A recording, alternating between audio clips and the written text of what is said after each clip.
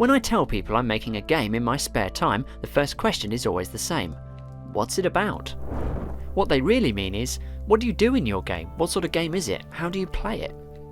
Working out the answers to these fundamental questions is harder than you might think, and has involved lots of experiments, refinements, not to mention redesigns.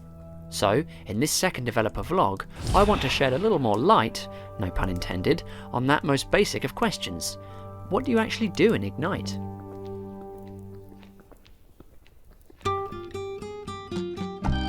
Inspired by an 18th century painting, the central gameplay idea behind Ignite has remained unchanged since day one. You have a flame to light your way, keep it alive, or die. But I knew that this alone wouldn't be enough to carry an entire game or keep players interested. So right from the beginning, I was thinking about ways to add more challenge and complexity to the game. My first decision was to give the player the choice of 3 different light sources, each with their own characteristics. This introduces an element of strategy to the game and allows for different play styles. Cautious players may choose the flaming torch, as it can be rekindled an unlimited number of times on the static wall torches found throughout the level. Players may find themselves backtracking to the relative safety of a wall torch if it helps them progress down a different path.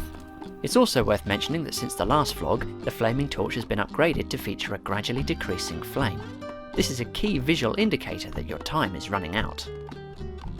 Aggressive players might choose to take the candle, which can only be used once, but can be swapped for a new one at any point if you find one. The candle is also lighter, allowing for faster movement, encouraging exploration, and making platforming easier. Lastly, lanterns offer more control for the player, but run on a finite resource, oil. They are heavy and slow you down, but you can choose how brightly your flame burns. Do you turn the flame up to see further ahead but burn through your fuel faster? Or do you turn the flame right down and stumble around in near darkness to give you more time to explore? Whilst these 3 light sources were being scripted, I set about creating Ignite's opening level, which would introduce the player to them. And it was kind of dull. There was nothing to do beyond finding your way to the end of the level. I needed to add more interest, more challenges, more stuff to do. My first instinct was to look at my previous game, Extraction Point. Unfortunately, many of the mechanics in that game were not an option here. Ignite has no real enemies, so shooting was out. Box stacking didn't make logical sense either, since your character in Ignite always has his hands full. And then pressing E to do something?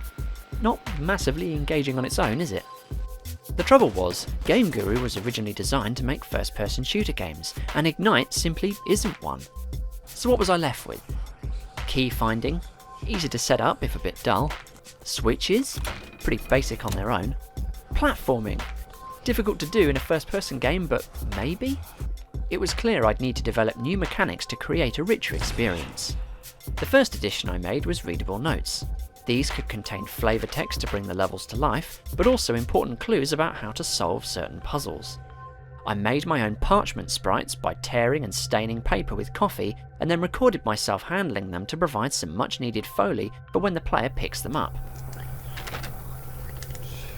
A more recent addition was combination locks. Here the player must find a 3-digit code to unlock the door, the code being either hidden within the environment or in the readable notes found elsewhere in the level.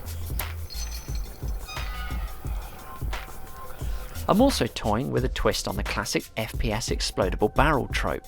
These tests show a gunpowder barrel with a fuse that gradually burns down until it explodes, but I'm still working on how best to use them within the game. The key is variety. I'm still adding some of the Game Guru staples like switches and platforming, but I look for ways to make these more challenging. In some puzzles, the player might need to throw multiple switches to open a single door, or throw the right sequence of switches to progress. Water is now deadly because it extinguishes your flame, killing you instantly, adding a new layer of jeopardy to platforming. It's not all about challenging the player either. I want to reward them for exploration. I hatched the idea of having collectible scrolls, which gradually reveal a picture which will, when finished, be an important part of the story. Each time you collect a scroll, another piece of the image is revealed. Implementing this turned out to be a bigger challenge than I, or indeed Amen Moses, was expecting due to Game Guru's lack of a persistent lure environment level to level. But eventually we got there, and now the player has an extra thing to look out for when navigating the level. Ignite is changing constantly as I develop it, and is now much more puzzle focused. Each new level, each new room, presents opportunities to keep the player engaged and entertained, and that can only be a good thing. When I used to tell people Ignite was an atmospheric horror game, their reaction was usually, "Oh." Now when I say it's a horror puzzle game, they go, "Oh." That difference is key. Thanks for watching, and see you next time.